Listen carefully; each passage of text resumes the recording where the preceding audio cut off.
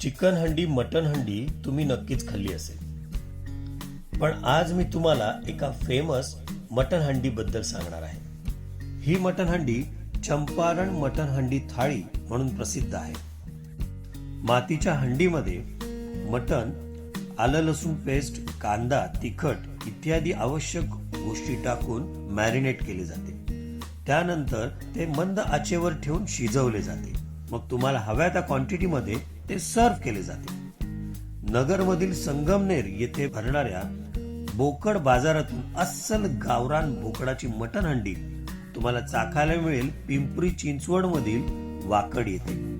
आणि नुकताच तिथे पुण्यातील सर्वात मोठा मॉल म्हणजेच Phoenix mall of the millennium आहे, त्याच्यापासूनच काही अंतरावर हे चंपारण हॉटेल तुम्हाला सापडेल.